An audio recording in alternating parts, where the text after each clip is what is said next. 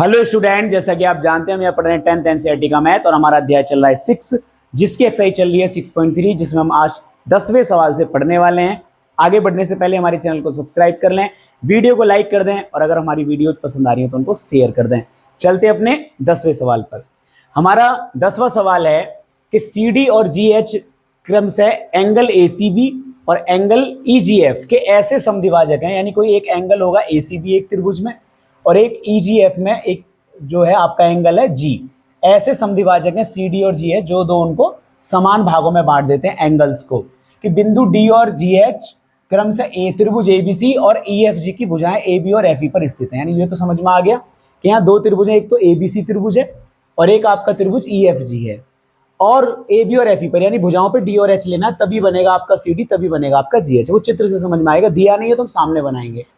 और यदि त्रिभुज एबीसी समरूप है त्रिभुज एफ ई जी के, देखो इसका नाम ई एफ जी दे रखा है और यहाँ समरूप जब दिया है तो एफ ई जी दिया है, तो हम इसके हिसाब से त्रिभुज बनाएंगे, क्योंकि यहाँ से पता लगेगा कि ए एंगल एफ के बराबर है, बी एंगल ई के बराबर है, सी एंगल जी के बराबर है। ठीक है, क्योंकि यहाँ सारी बात एंगल्स की हो रही है, भुजाएं पूछ रहा है लेकिन यहाँ जितनी भी बातें दी हैं वो एंगल्स की दी हैं। इसका मतलब एंगल्स वाले रूल लग के हम इसको क्या करेंगे, जो भी हमारे ये कथन दिए गए इनको हम साबित करेंगे, स्पष्ट करेंगे। ठीक है, तो सबसे पहले यहाँ हमें ये दो त्रिभुज दिख रहे हैं, अगर आपको भी दिख रहे हो इन दो त्रिभुजों को सबसे पहले लीजिए। तो मैं इन दो त्रिभुजों को ले रहा हूँ, सबसे पहले मैं इन दो त्रिभुजों को बना लेता हूँ। ये सबसे पहले मैंने एक बना लिया आपका ए, और ये बना लिया बी, और ये बना लिया सी, और एक आपका एफ ई जी बनाना है, बिल्कुल इसी क्रम से बनाना है जैसे बना हुआ है। ये आपका ए बी सी, ये आपका एफ ई जी, जिससे आपका ए एंगल, क्योंकि ये दोनों समरूप हैं तो तुम्हें पता लगना चाहिए कि ये जो ए एंगल है ये इसके बराबर है एफ के। ठीक है, एंगल इसमें डबल लाइन खींच लेते हैं जिससे पता रहे, ए एंगल एफ के बराबर है। ठीक है, ये वाला बी एंगल जो है वो किसके बराबर हो गया, ई के, क्योंकि ये समरूप है, और जो आपका सी एंगल है वो किसके बराबर हो गया, जी के। ठीक है, क्योंकि ये समरूप है। उसके बाद उसने हमने ये समरूप वाली देख ली, और भुजाएं भी ऐसे हैं कि ए बी जो है वो एफ जी के क्या है, F G, F G, A B, ए कुछ गलत हो गया क्या, A B C, F E G, F E G, तो बी जो है ई के बराबर है, तो ए बी जो है वो एफ ई के, सही तो है, ए बी जो है एफ ई के, ए सी जो है एफ जी के, मैं ही गलत बोल रहा था। ठीक है ना, इसके बाद देखिए अब हम पहले सबसे पहले लिख लेते हैं क्या क्या हमको दिया है। ठीक है बेटा, क्या क्या दिया है वो लिख लेते हैं। ठीक है, तो यहाँ लिख लेते हैं, जगह है बहुत, यहीं लिख लेते हैं क्या क्या दिया है बेटा। हमको दिया है सी डी और जी एच। अभी हमारा चित्र कंप्लीट नहीं हो, पहले इसको कंप्लीट करते हैं। अभी सी डी और बनाना है, सी और डी। सी डी कहाँ स्थित है, उसने कहा डी जो बिंदु है, सी डी खींचना ये तो हमें पता है, लेकिन डी जो है वो कहाँ है, डी जो है वो ए बी भुजा पर है, तो यहाँ से हमें एक लाइन खींचनी है जिसको समद्विभाजित कर देगी। सपोज करो कि ये एक्स हो गया और ये भी क्या हो गया, एक्स हो गया, समान दो भागों में बांट दिया सी डी ने एंगल ए सी बी को। उसने कहा भी था कि ए सी बी को क्या करती है, समद्विभाजक करती है। क्या करती है, समद्विभाजक। ऐसे ही आपको जी एच दिया है, जहां एच आपको बिंदु दिया था किस पर, एफ ई पर, तो ये जी एच खींचेंगे तो एफ ई पर ही आएगा। हम एक यहाँ भी खींच लेते हैं, और ये आपका जी एच, इसको चलो मान लो वाई है, क्या है, वाई है। वैसे उसने कहा है सी एंगल जी के बराबर, तो ये एक्स है तो ये भी क्या रहेंगे, एक्स रहेंगे, लेकिन फिर भी हमने आपको अलग अलग त्रिभुज है तो अलग अलग मान लिया एक्स, और ये हो गया आपके वाई। अगर ये पूरा एंगल आप देखोगे तो ये आपका बेटा 2x है, अगर ये पूरा एंगल आप देखोगे तो ये पूरा एंगल आपका क्या है, 2y है। यहाँ तक सबके समझ में आ गया। चलिए अब हमें जो दिया है वो देख लेते हैं। सबसे पहले हमको दिया है कि त्रिभुज एबीसी, और ये वाले दो एंगल दिए थे सबसे पहले समद्विभाजक वाले, तो हम यहाँ बता देते हैं कि आपका angle B C D, angle B C D त्रिभुज एबीसी में, पहले किसमें, त्रिभुज एबीसी में, त्रिभुज एबीसी में हमको दिया है एंगल बी सी डी बराबर है, बी सी डी बराबर है ए सी डी के। कैसे पता लगा, शुरू में ही समद्विभाजक कह दिया था, और दोनों को बेटा हमने क्या मान लिया है, एक्स मान लिया है। ठीक है, चलिए इधर हमारा क्या पता लगा, त्रिभुज एफ ई जी में, त्रिभुज एफ ई जी में पता लगा कि एंगल ई जी एच, एंगल ई जी एच बराबर है एफ जी एच के। इन दोनों को हमने y माना है। कहाँ है बेटा, आपको दिखाई देने चाहिए, बिल्कुल भी कंफ्यूज नहीं होना है। मैं थोड़ी देर के लिए इसको चलो 2x को मिटा देता हूँ जिससे आपको समझ में आ जाए, इस 2y को भी मिटा देता हूँ, आपको समझ में आ जाए। अब गौर से देखिए, एक तो ये वाली लाइन है आपकी, जहाँ आपका ये वाला x है दोनों, और ये आपके दोनों क्या है, y है। ठीक है, तो इस तरीके से हमने बताया ये वाला एंगल इस वाले एंगल के बराबर है और ये वाला एंगल इस वाले एंगल के बराबर है इस त्रिभुज में। ये हमको पहले ही कह दिया था कि समद्विभाजक है। अब हमसे कहा है कि दोनों त्रिभुज समरूप हैं। अब क्योंकि दोनों त्रिभुज समरूप हैं, हमको ये भी दिया है, तो हम लिखेंगे तथा त्रिभुज ABC समरूप है त्रिभुज FEG के। अगर ये समरूप है तो संगत कोण बराबर होंगे और संगत भुजाएं समानुपाती होंगी। इस बात का हमें ध्यान रखना है, ठीक है। तो इस तरीके से अब हम चलते हैं अपने सबसे पहले जो फर्स्ट पार्ट है जो हमें सिद्ध करना है। तो सबसे पहले हम सिद्ध करना है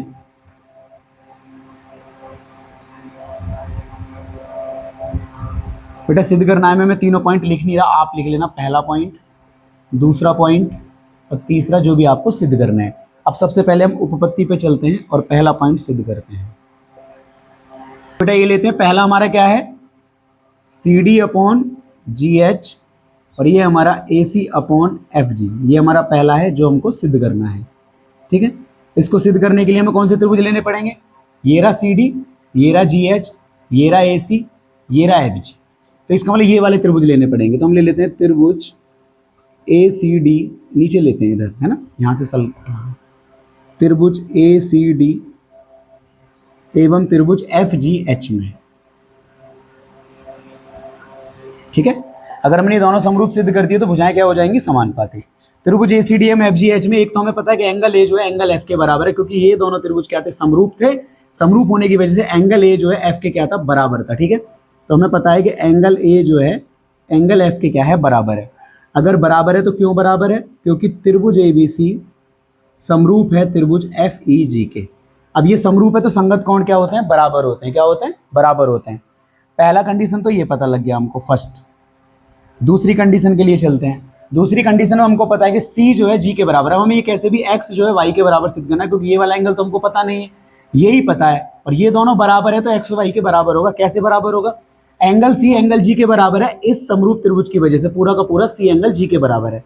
तो हम, क्योंकि एंगल C जो है एंगल G के बराबर है, एंगल C अगर एंगल G के बराबर है तो एंगल C आपका 2x हो गया, पूरा का पूरा ये कितना हो गया? 2x, और ये पूरा का पूरा कितना हो गया? 2y।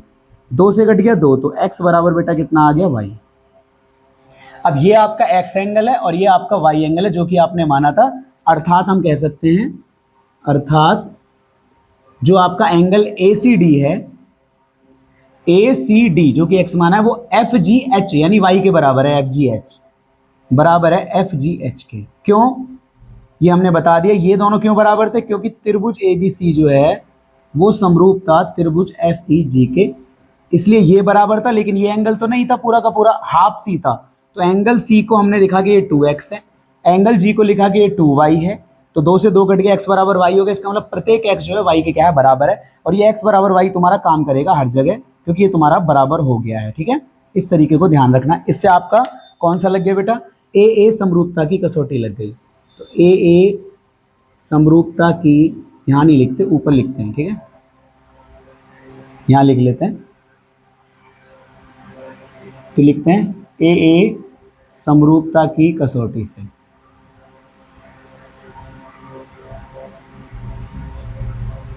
AA समरूपता की कसौटी से ये आपके दोनों त्रिभुज, त्रिभुज ACD समरूप हो गया त्रिभुज FGH के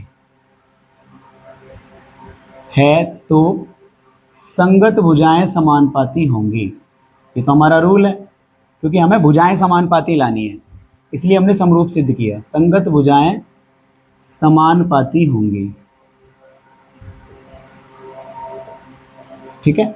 समानुपाती होंगी तो बेटा आपका क्या है? CD जो है वो GH के, क्योंकि आपने देखो CD जो है वो GH के समानुपाती हो गया। और आपको और क्या लाना था? AC। तो जो AC है वो FG के समानुपाती होगा, जो कि लाना था। जो AC है वो FG के समानुपाती होगा। त्रिभुजों के नाम बहुत ध्यान से लिखने हैं। ये हो गया आपका इति सिद्धम। तो पहला सवाल उम्मीद है कि समझ में आया होगा, जो इसका फर्स्ट पार्ट था ये वाला। अब चलते हैं अब अपने सेकंड पार्ट पर। इसको पहले रफ कर लेते हैं, फिर अपने सेकंड पार्ट पर चलते हैं, ठीक है ना।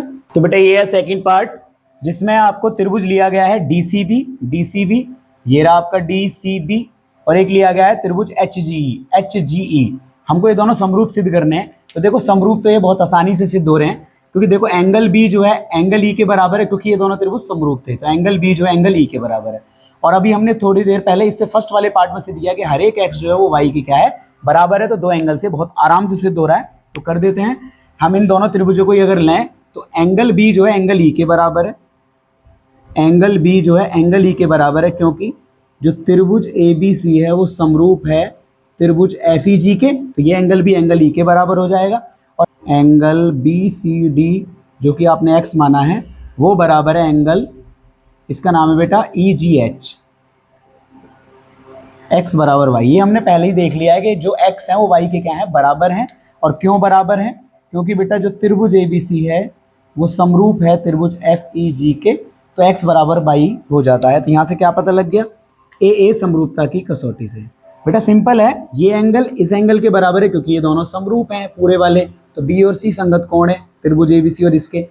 और एंगल बी सी डी में एक्स बराबर वाई है, हम पहले सिद्ध कर चुके हैं क्योंकि ये पूरा का पूरा सी एंगल पूरे के पूरे जी के बराबर है।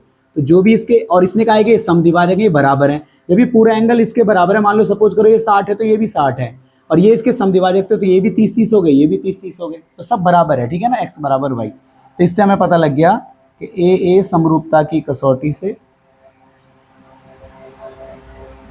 ए समरूपता की कसौटी से आपका सिद्ध हो गया कि जो त्रिभुज डी सी बी है वो समरूप है त्रिभुज एच जी ई के।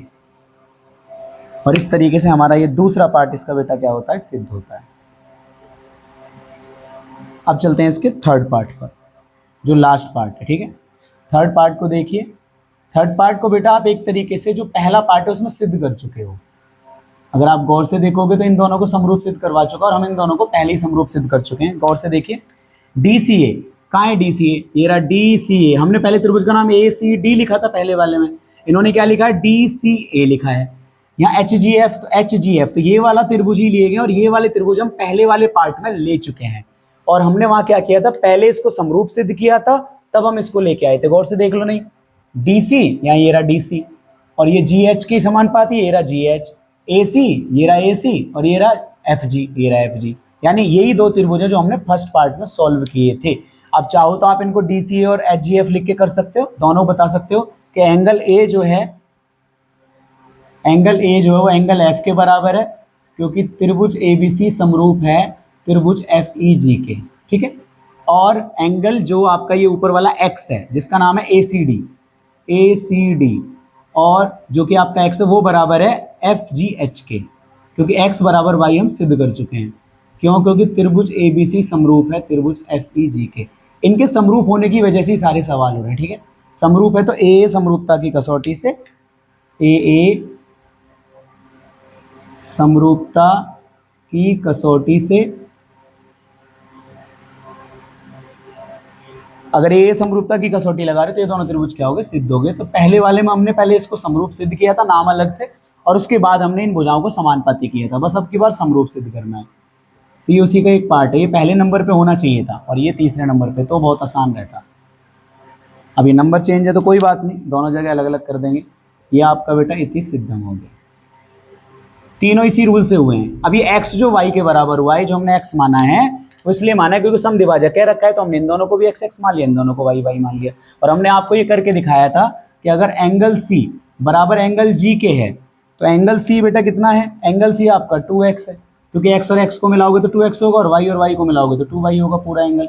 2 से 2 कट गया, तो हर जगह सिद्ध हो रहा है कि x जो है वो y की क्या है, बराबर है। तो हर एक x हर एक y के बराबर है। तो इस वाले त्रिभुज में आई नीचे वाले में तो b एंगल e के बराबर है, ये तो पहले से ही पता है।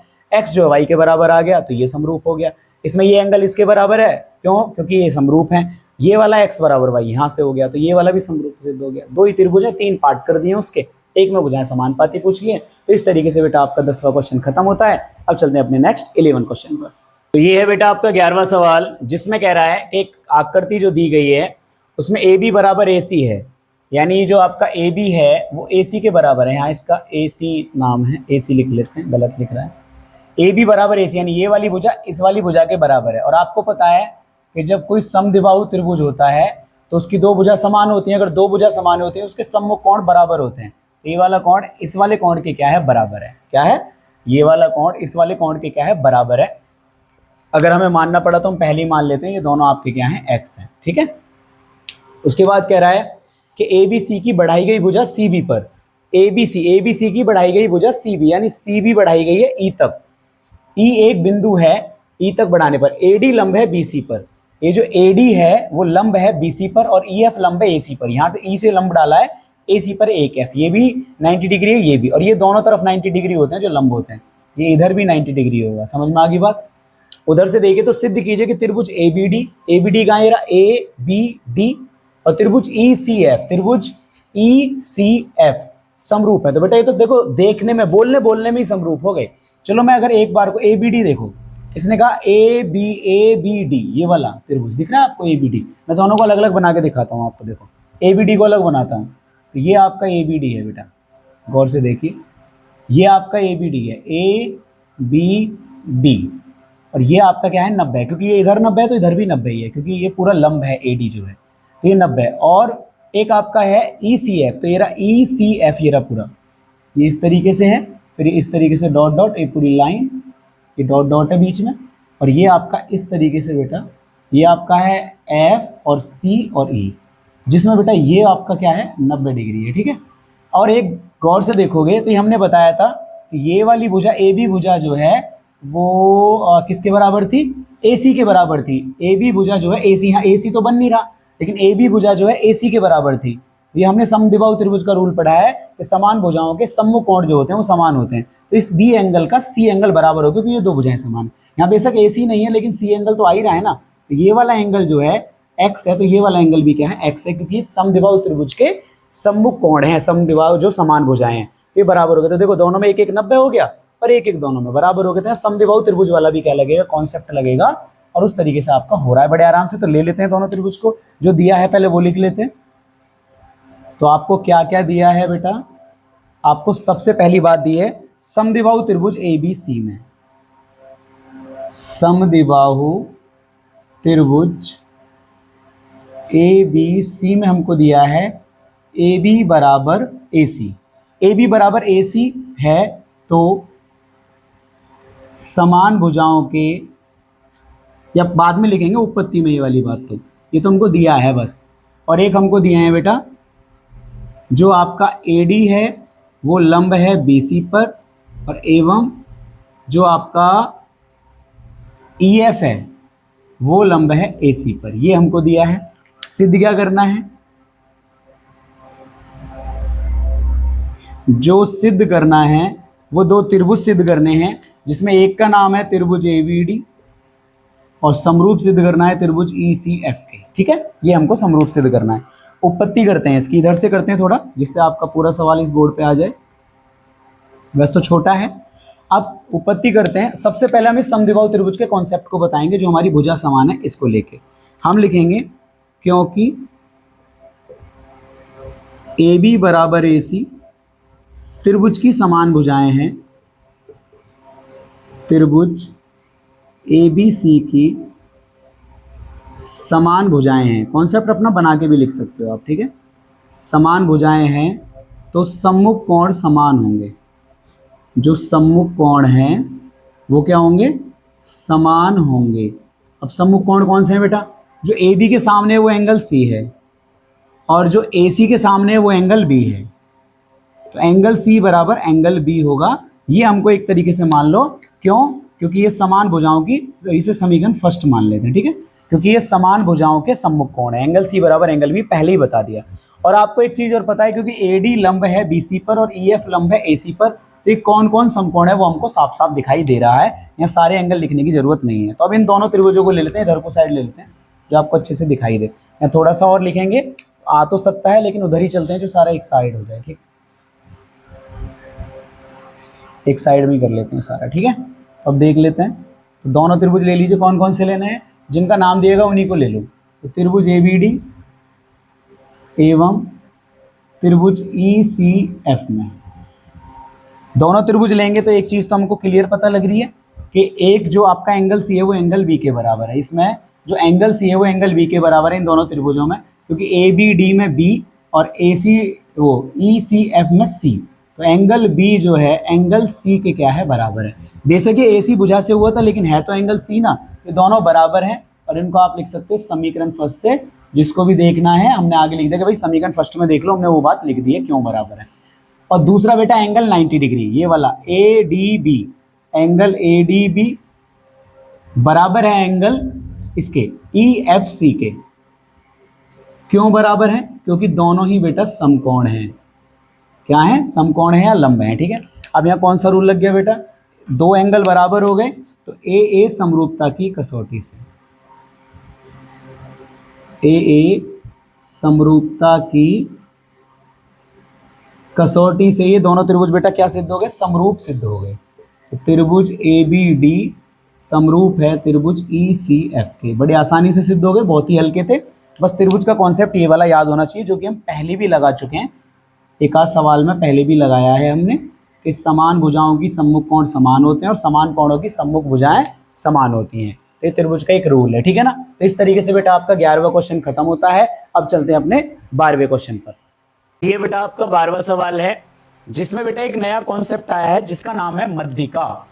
त्रिभुज की जो मध्यिका होती है, तो पहले हम थोड़ा सा उसके बारे में जान लेते हैं, जब भी हम आगे के सवाल कर पाएंगे। आगे मध्यिका के कई सवाल हैं। मध्यिका का क्या मतलब होता है बेटा? कि जैसे सपोज करोगे कोई एक त्रिभुज है, देखो समद्विभाजक और मध्यिका में बहुत अंतर होता है, ठीक है। ये मान लो ऐसे करके कोई त्रिभुज है, तो त्रिभुज की मध्यिका जो है ना, तीनों शीर्षों से डाली जा सकती है, त्रिभुज के तीनों शीर्षों से। उसका काम क्या होता है बेटा?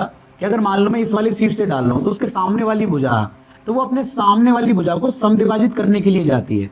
सपोज करो मेरा थोड़ा सा ज्यादा छोटा बड़ा दिख रहा हो, लेकिन उसका काम है सामने वाली भुजा को समद्विभाजित करना। सपोज करो इस भुजा को एक्स एक्स में बांट देगी, इस वाली, अगर मैं इस वाली की मध्यिका डालूंगा इस वाले शीर्ष से इस वाली भुजा पर, अगर मैंने कोई मध्यिका डाली तो वो इसको आधा आधा कर देगी। सपोज करोगे वाई वाई है। अगर मैं इस वाले शीर्ष से इस वाली भुजा पर, अपने सामने वाली भुजा पर कोई मध्यिका डालूंगा तो इस वाले को आधा कर देगी। सपोज करोगे जेड जेड है। यानी इसका मतलब है कि हम किसी भी शीर्ष से जब सामने वाली भुजा पर त्रिभुज की मध्यिका डालते हैं, क्या डालते हैं? मध्यिका। तो वो सामने वाली भुजा को समान दो भागों में बांट देती है। इसका तरीका है, ठीक है ना। आगे बात समझ में? जैसे सपोज करो ये है, अब इसमें तो बहुत बड़ी भुजा है, तो ऐसा नहीं कि सीधी खींचेगी, कोई लंब नहीं है जो सीधा खींचेगा। ये सिंपल सी बात है कि उस भुजा को आधा करने के लिए कोशिश करेगी, जैसे एक्स एक्स हो गया। आगे मेरी बात समझ में? तो हमें त्रिभुज की मध्यिका के बारे में क्या पता लगा बेटा? और ये आपने वैसे पढ़ा होगा पहले कि त्रिभुज की तीनों शीर्षों से डाली गई मध्यिका एक दूसरे को एक बिंदु पर काटती है, जिसको हम बोलते हैं केंद्रक। इसकी हमें कोई जरूरत नहीं है, बस इतना याद रखना है कि त्रिभुज के किसी शीर्ष से डाली गई सामने वाली भुजा पर मध्यिका, यानी उस अपने शीर्ष के सामने वाली भुजा पर जब मध्यिका डाली जाती है तो वो उस भुजा को आधा आधा यानी समद्विभाजित कर देती है। ये मध्यिका का बेटा रूल है, इसको याद रखना है। मैं ऊपर साइड में लिख दूंगा जिससे आपको समझ में आ जाए, ठीक है ना। और इस वाले कॉन्सेप्ट को हमेशा याद रखना है कि त्रिभुज के किसी शीर्ष से डाली गई मध्यिका, ये मैं अलग से लिख दे रहा हूं, त्रिभुज के किसी शीर्ष के सम्मुख भुजा पर डाली गई या खींची गई मध्यिका उस भुजा को समद्विभाजित कर देती है, समद्विभाजित कर देती है। ये कॉन्सेप्ट बेटा हमेशा याद रखना है, ठीक है ना। चलिए स्टार्ट करते हैं। इसके बाद हम इसको ले लेते हैं कि कौन कौन से त्रिभुज, एक त्रिभुज एबीसी और एक त्रिभुज पी क्यू आर है, तो दो त्रिभुज बना लेते हैं। एक आपका त्रिभुज एबीसी है, ए बी सी, एक त्रिभुज आपका पी क्यू आर है।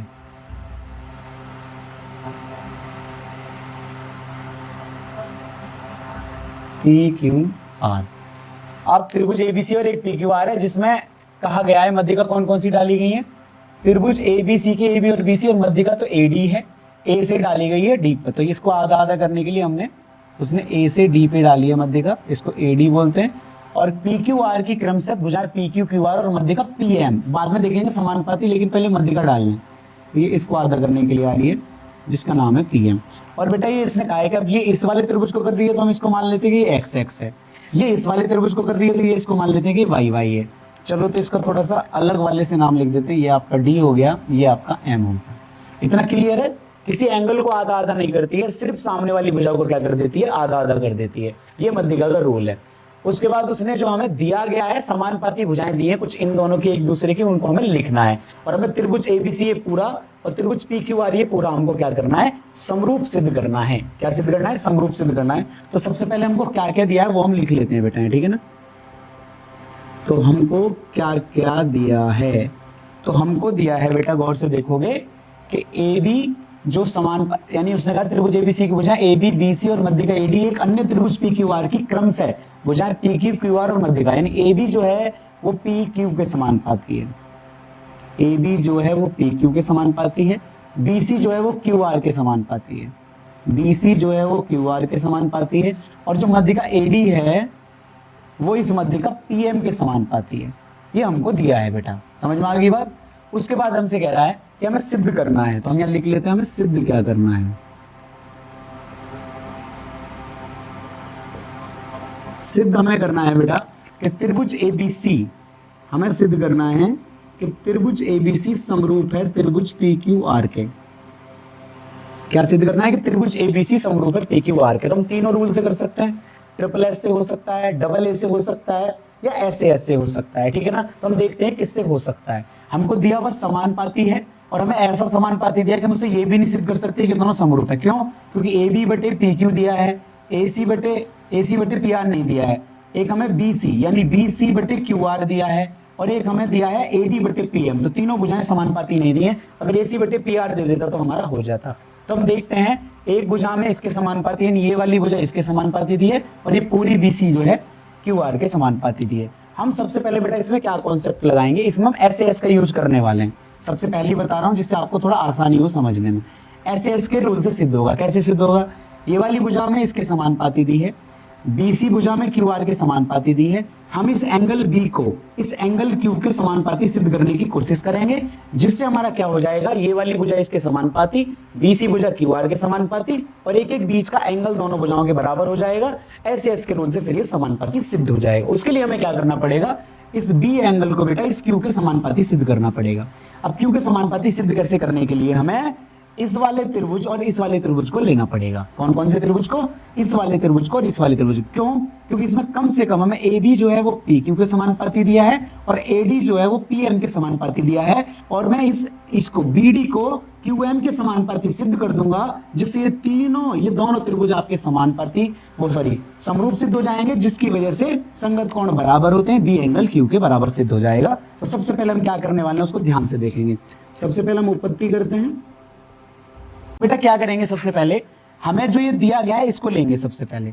तो हम लिखेंगे हम जानते हैं, या हमें दिया गया है ऐसे लिख सकते हैं, हम जानते हैं कि A B upon P Q बराबर है B C upon Q R के, और बराबर है A D upon P M के। ठीक है, हमने ये आपको इनको एक्स और एक्स माना था, तो बी और सी जो है वो किसके बराबर हो गया, 2x के बराबर हो गया। Q और M जो है यानी ये पूरा किसके बराबर हो गया, 2y के, और ये पूरा किसके बराबर हो गया, 2x के, क्योंकि मध्यिका समद्विभाजित करती है। तो हमने ये पहले बता दिया, हमने कहीं लिखा नहीं है, पहले मध्यिका के बारे में लिख तो दें बेटा, हमने लिखा ही नहीं है, ठीक है ना। तो उत्पत्ति करते हैं। तो बेटा हम क्या करेंगे, सबसे पहले ये जो हमने x माने y माने, इनके बारे में हम आपको बताएंगे। तो सबसे पहले मध्यिका का रूल बताइए। हम लिखेंगे क्योंकि AD और PM क्रमशः त्रिभुज ABC एवं त्रिभुज PQR की मध्यिका हैं। तो जो आपका BD है वो CD के बराबर हो गया, तो BD जो है वो CD के बराबर हो गया, जिसको आपने x मान लिया, और QM जो है वो RM के बराबर हो गया। QM जो है वो RM के बराबर हो गया, जिसको आपने y मान लिया। ये हमने बता दिया। अब हमको क्या दिया उसको ले लेते हैं। हमको AB upon PQ, BC upon QR और AD अपॉन PM दिया है। तो हम सबसे पहले इसी कॉन्सेप्ट को लेते हैं कि दिया है, क्या दिया है कि AB अपॉन PQ और BC अपॉन QR, और हमें दिया है AD अपॉन PM। ये हमको दिया है। तो जब हम इसमें मान रखेंगे, गौर से देखेंगे, तो यहाँ आ जाते हैं, है ना, इधर आ जाते हैं। तो गौर से देखेंगे कि AB अपॉन PQ को तो हम ऐसे ही लिख लेंगे कि AB अपॉन PQ बराबर, थोड़ा ऊपर से लिख लेते हैं, कभी सवाल ये फिर आएगा नीचे तक। A B upon P Q बराबर, गौर से देखेंगे अब, जो BC है बेटा, BC किसके बराबर है, x और x 2x के बराबर है, तो BC आपका किसके बराबर है, 2x के। जो QR है, वो किसके बराबर है, 2y के। ठीक है, यही हमको पता है। AD अपॉन PM की हमें जरूरत है, ये हमें BC अपॉन QR को हटाना है बस, AD अपॉन PM। तो अब हम देखिए 2 से कट गया 2, ये हो गया AB अपॉन PQ बराबर हो गया x अपॉन y, और ये हो गया आपका AD अपॉन PM। अब बताइए x की जगह मैं क्या लिख सकता हूँ, मुझे BD भुजा चाहिए, BD भुजा मेरी x है, तो मैं x की जगह BD लिख सकता हूँ और y की जगह QM लिख सकता हूँ। तो देखिए AB अपॉन PQ, और इसकी जगह हो जाएगा आपका BD, और इसकी जगह हो जाएगा आपका QM। इसकी ज़रूरत होती तो इसको लिखता, मुझे आगे वालों की ज़रूरत है, और ये हो गया AD बटे PM। अब गौर से देखो, AB बटे PQ, AB बटे PQ, AD बटे PM, AD बटे PM, BD बटे QM, BD बटे QM। तो ये कौन सा रूल लग गया बेटा, यहाँ ट्रिपल S का रूल लग गया, ट्रिपल S समरूपता की कसौटी से। क्योंकि मेरा पहला फोकस था इस वाले त्रिभुज को इस वाले त्रिभुज के समरूप सिद्ध कर दूं, जिससे मेरा जो B एंगल है वो Q के बराबर सिद्ध हो जाए, ऐसे समरूपता की कसौटी से। जो मैंने ऐसे समरूपता की कसौटी ली तो उससे मेरे ये 2 त्रिभुज सिद्ध हो गए। कौन कौन से, त्रिभुज ABD, क्योंकि देखो AB जो है PQ के समरूप है, तो त्रिभुज AB की जगह PQ हो गया, लास्ट में R हो गया। तो त्रिभुज ABD जो है PQM के क्या है बेटा, समरूप है। त्रिभुज ABD जो है वो त्रिभुज PQM के क्या है, समरूप है। समरूप है तो संगत कोण बराबर होंगे, तो संगत कोण बराबर होंगे, जिसकी वजह से एंगल B जो है वो एंगल Q के क्या हो जाएगा, बराबर। ये एंगल B एंगल Q के क्या हो जाएगा, एंगल B एंगल Q के क्या हो गया, बराबर। ठीक है, ये आपको समीकरण चाहो फर्स्ट मान लो। और हमको अगर देखा जाए एंगल B एंगल Q के बराबर हो गया, और हमको अगर देखा जाए तो ये पूरा ABC जो है PQR के समरूप सिद्ध करना था, है ना। तो एक एंगल तो मुझे बीच का मिल गया, ये रहा B और Q। अगर मैं इन दोनों त्रिभुजों में थोड़ी देर के लिए मध्य का हटा दूं, गौर से देखिए, इनमें से बीच में से मध्य का हटा दूं, तो AB जो है वो PQ के पहली समानुपाती दे रखा है, AB जो है वो PQ के पहली समानुपाती दे रखा है। और जो आपका ये पूरा BC है, BC क्योंकि AC तो दिया नहीं है, पूरा BC जो है QR के समानुपाती दे रखा है, पूरा BC QR के समानुपाती दे रखा है। AB PQ के, BC QR के, और इन दोनों के बीच का एंगल, दोनों भुजाओं के बीच का एंगल Q, इन दोनों भुजाओं के बीच का एंगल B और Q हमारा इससे सिद्ध हो गया बेटा। और ये हमको बेटा दिया है, हम दिया है में से किन्हीं 2 हिस्सों का भी यूज कर सकते हैं, 3 हिस्सों का भी। तो अब बेटा अगर इन दोनों को देखा जाए तो इससे हमें बेटा SAS यानी दोनों भुजाओं के बीच का समरूपता की कसौटी से, SAS समरूपता की कसौटी से आपको जो सिद्ध करना था वो हो गया। त्रिभुज ये पूरा ABC समरूप सिद्ध हो गया त्रिभुज PQR के, इतनी सिद्धम। ठीक है, तो हमें बेटा इसके लिए क्या करना पड़ा कि हमें जो दिया गया था उसे, जो भुजाएं समानुपाती दी गई थी वो हमने लिख ली थी, लेकिन जिन त्रिभुजों को समरूप सिद्ध कर रहा था उसमें AC अपॉन PR चाहिए था, लेकिन AC अपॉन PR नहीं था, AD अपॉन PM था। इसका मतलब इसका कोई यूज है। तो हमने क्या किया, त्रिभुज ABC PQR के समरूप सिद्ध करने के लिए SAS के रूल पे जाने के लिए हमने सोचा कि AB अपॉन PQ है, BC अपॉन QR है, तो हम B एंगल को Q के बराबर सिद्ध कर देते हैं। उसके लिए हमें इन वाले त्रिभुजों को लेना पड़ा जो इधर वाले हिस्से, एक तो ABD और एक PQM। तो जब हमने उनको लिया तो उनके लिए हमने सोचना शुरू कर दिया कि B को Q के बराबर कैसे सिद्ध करें। तो हमें पहले इन मध्यिका के बारे में बताया, क्योंकि मध्यिका जो है इनको आधे आधे हिस्सों में बांट देती है। तो ये x x में बट गई, ये y y में बट गई, और पूरी भुजा 2x हो गई, पूरी भुजा 2y हो गई। तो हमें ये दिया गया था, तो हमें पता लग गया कि मैं BC को, इस 2x को कैसे भी करके x में बहुत आराम से बदल सकता हूं। तो मैंने BC को क्या किया, 2x रख दिया, जो मुझे दिया था मैंने वो हिस्सा ले लिया, और जो मुझे QR था मैंने उसको 2y कर दिया, 2 से 2 कट गया, x और y। मुझे x और y चाहिए थे क्योंकि मुझे ये इसके बराबर चाहिए था, समानुपाती। तो मैंने इसके लिए 3 भुजाएं, अब यानी ये भी ये इसके और ये वाली इसके समानुपाती हमने जो दिया था उसी से ही सिद्ध कर ली, जिसे ट्रिपल S का रूल इन वाले त्रिभुजों में लग गया।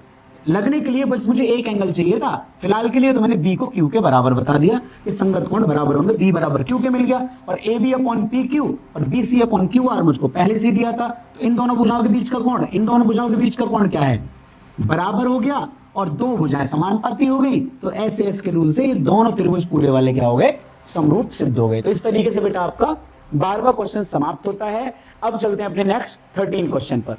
तो ये है बेटा आपका 13वां सवाल, जिसमें आपसे कह रहा है कि एक त्रिभुज एबीसी की भुजा बीसी पर एक बिंदु डी इस प्रकार है। इसमें चित्र दिया नहीं है तो हम आपको बना के दिखा रहे हैं। एक त्रिभुज एबीसी कह रहा है कि त्रिभुज एबीसी एक त्रिभुज है,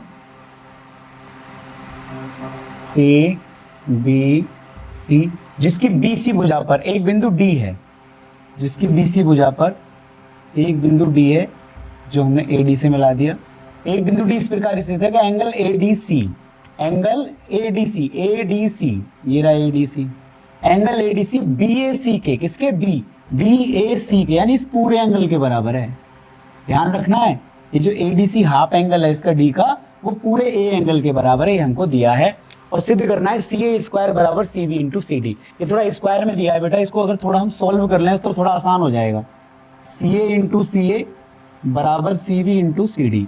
इस ए को, एक को यहाँ इधर से इधर ले आओ, चलो मैं इधर से ले आया, सी बी सी डी किसी को भी ले आओ, चलो मैं सी बी को ले आया और इधर मैं सी डी के अपॉन में सी ए को ले गया।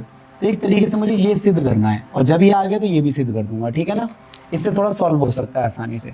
उत्पत्ति करते हैं, ये तो हमें पता लग गया कि कौन कौन से त्रिभुज लेने हैं, क्योंकि जब एक छोटा एंगल बड़े एंगल के बराबर है, इसमें कौन से, देखो एक सी ए भुजा लानी है, ये रही, दो लानी है सी ए, तो सी ए दो भुजा किस में हो सकती है, एक तो पूरे त्रिभुज में और एक इस हाफ त्रिभुज में।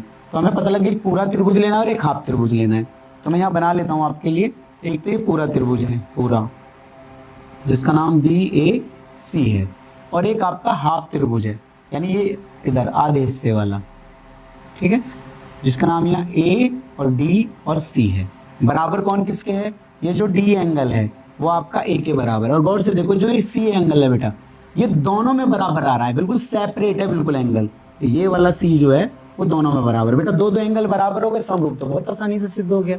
अब समरूप में नाम का विशेष ध्यान रखना है, क्योंकि यहाँ सी ए जो है, सी ए के बट्टे में सी ए, ऐसा नहीं कि यहाँ सी ए है तो यहाँ भी सी आएगा, क्योंकि सी ए के बट्टे में सी आया था तो कट के 1 हो जाता, लेकिन ये सी ए स्क्वायर आ रहा है। इसका मतलब त्रिभुज का जो नाम है उसके हिसाब से सी ए अलग अलग भुजाओं के अनुपात में आएंगे। तो उसके लिए तुम्हें नाम ध्यान से लिखना। पहले हम इन दोनों त्रिभुजों को समरूप सिद्ध करते हैं और इनका नाम बहुत ध्यान से लिखेंगे। तो सबसे पहले हम बताएंगे कि जो आपका एंगल सी है वो एंगल सी के बराबर है, जो कि उभयनिष्ठ कोण है और बिल्कुल सेपरेट है। इसको हम सिंगल नाम से भी लिख सकते हैं।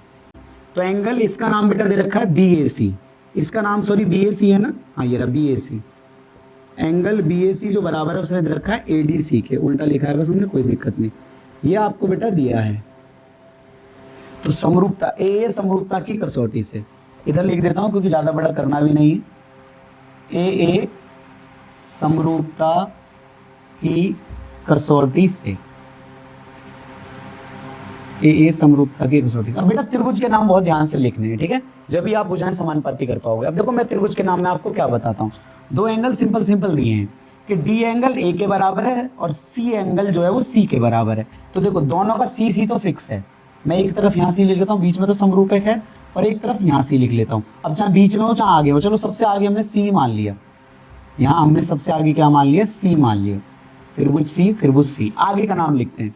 अब जो ए एंगल है वो किसके बराबर है, डी के, तो यहाँ आप ए लिख दीजिए और यहाँ आप डी लिख दीजिए। देखो समझ में आ गया। अब कौन बचा, इधर आपका कौन बचा बेटा, बी बचा, क्योंकि आपने सबसे पहले ए लिया तो इधर लिख दीजिए सी ए बी।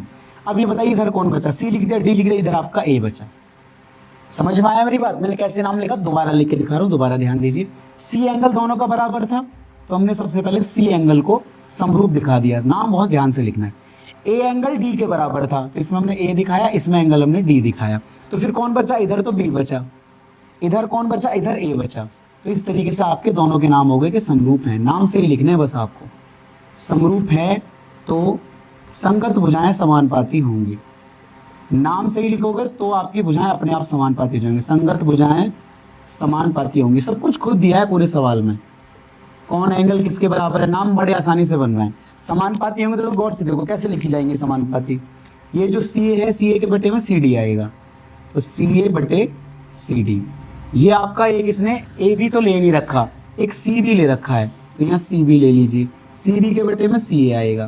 क्रॉस मल्टीप्लाई कर दीजिए, क्रॉस मल्टीप्लाई करेंगे सी ए की सी ए में करेंगे तो सी ए का स्क्वायर, और इसकी इसमें करेंगे तो C B into C D. और बेटा यही हमको क्या करना था, प्रूफ करना था। इति सिद्धांत, ठीक है। तो ये बेटा इस तरीके से आपका बहुत इजी था, जो एंगल बराबर दिए थे उनकी हेल्प से हमने समरूप सिद्ध किया। नाम को ध्यान से लिखना है इस वाले त्रिभुज, इस वाले सवाल में नाम को अगर ध्यान से लिख लोगे, नाम लिखने में कोई प्रॉब्लम नहीं है। सी के बराबर है तो पहले सी लिखा, वहां उधर सी लिख लिया। जो आपका ए है वो डी के बराबर दिया तो यहाँ ए लिखा, वहां डी लिख लिया। फिर जो बच गई, जो बिंदु बच गया वो हमने लिख दिया। इसी के हिसाब से हमारा बहुत जल्दी से क्या हो गया, समरूप सिद्ध हो गया। तो इस तरीके से बेटा हम इस वीडियो में 13 सवाल तक पढ़ेंगे, क्योंकि जो 14 सवाल है वो इस एक्सरसाइज का जो बेटा थोड़ा टफ क्वेश्चन माना जाता है, उस क्वेश्चन को हम सेपरेट एक वीडियो में पढ़ेंगे, जो कि बहुत बड़ा क्वेश्चन है, जिसको हम अच्छे से आपको समझाएंगे और अगली वीडियो में 14 सवाल के साथ मिलेंगे। अगर हमारी वीडियोज पसंद आ रही हैं तो हमारे चैनल को सब्सक्राइब कर लें, वीडियो को लाइक कर दें और हमारी वीडियोज को शेयर कर दें। मिलते हैं अगली वीडियो में। अगली वीडियो में जरूर आना है। 14 सवाल थोड़ा हार्ड और इंपॉर्टेंट है, जिसको हम आपको बहुत अच्छे से सिखाएंगे। मिलते हैं अगली वीडियो में।